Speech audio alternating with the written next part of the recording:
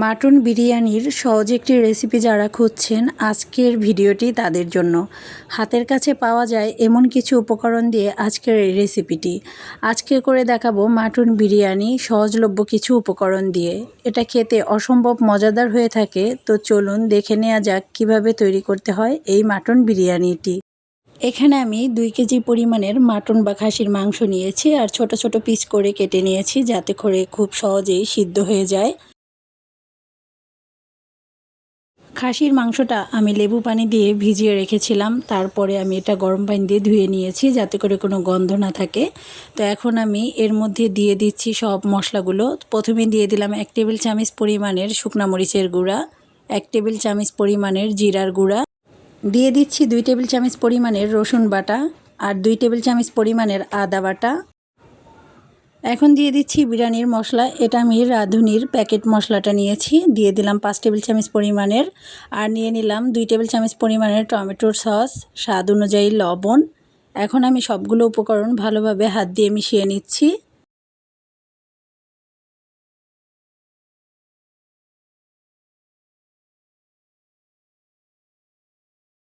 সব কিছু হাত দিয়ে ভালোভাবে মিশিয়ে নিয়েছি। এবার রেস্টে রেখে দিচ্ছি 30 মিনিটের জন্য।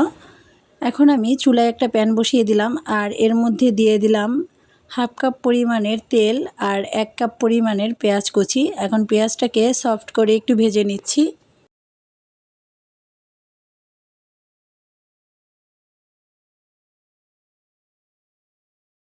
পেঁয়াজটা ভেজে নেওয়া হয়ে গেছে। এ পর্যায়ে আমি দিয়ে দেব আগে থেকে ম্যারিনেট করা খাসির মাংস।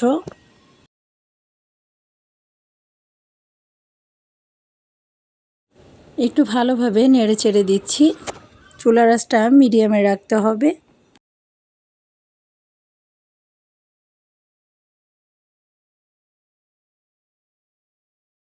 এই পর্যায়ে আমি কোনো রকমের পানি ব্যবহার করব না। আমি ঢাকনা দিয়ে ঢেকে রান্না করে নেব 10 থেকে 15 মিনিটের মতো। 15 মিনিট পরে দেখতেই পাচ্ছেন মাংস থেকে কিন্তু অনেকটা পানি ছেড়ে দিয়েছে। তো এই পানিতেই কিন্তু খুব ভালোভাবে সিদ্ধ হয়ে যাবে। আর দরকার হলে আমি কিছুটা দুধ দিয়ে দেব এর মধ্যে।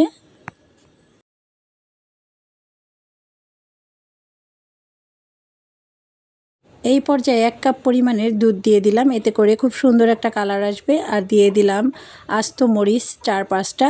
তো নেড়ে চেড়ে ভালোভাবে মিশিয়ে নিচ্ছি।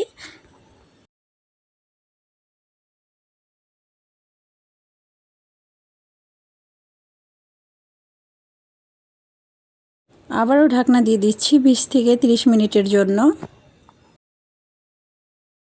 30 মিনিট পরে আমি ঢাকনাটা তুলে নিলাম আর এর মধ্যে দিয়ে দিচ্ছি চিনি। এখানে আমি 2 টেবিল চামচ পরিমাণের চিনি দিয়ে দিচ্ছি।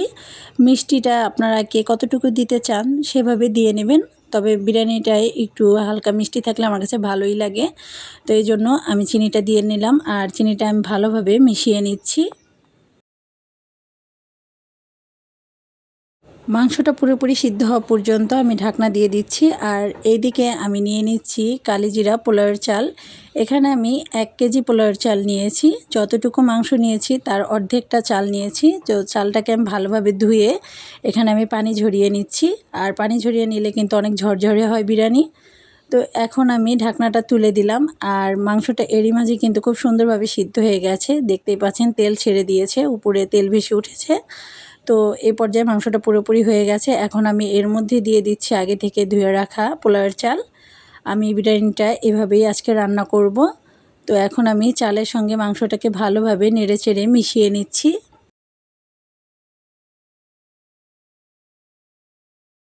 ভালোভাবে নেড়েচেড়ে আমি ভেজে নেব বেশ কিছুক্ষণ। আর এভাবে ভেজে নিলে কিন্তু বিরিয়ানির স্বাদটা বহুগুণে বেড়ে যায় আর অনেক বেশি ঝরঝরে হয়।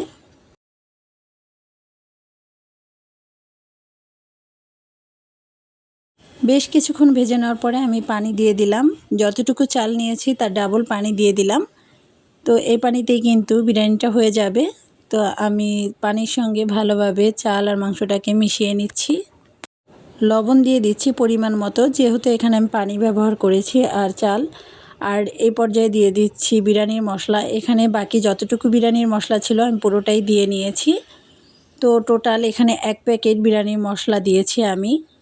মাংস আর পানির মধ্যে মিলিয়ে। তো এখন ঢাকনা দিয়ে দিচ্ছি পানিটা কিছুটা কমে আসা পর্যন্ত। পানি অনেকটা কমে গেছে, এবার আমি একটু নেড়েচেড়ে দিচ্ছি।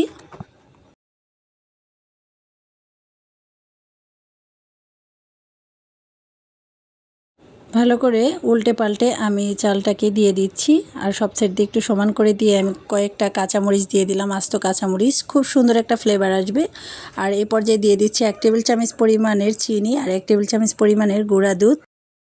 গুঁড়া দুধ আর চিনিটা দিলে এটার টেস্ট অনেক ভালো আসে। আপনারা চাইলে পানির মধ্যেও কিন্তু গুঁড়া দুধ আর চিনিটা দিয়ে নিতে পারেন।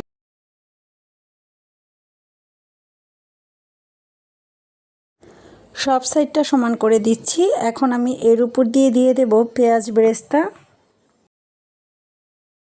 3 টেবিল চামচ পরিমাণের পেঁয়াজ বেরেস্তা দিয়ে দিলাম, আর দিয়ে দিচ্ছি 1 টেবিল চামচ পরিমাণের ঘি। অবশ্যই এগুলো দেওয়ার চেষ্টা করবেন, তাহলে বিরিয়ানি থেকে খুব সুন্দর একটা ফ্লেভার আসবে।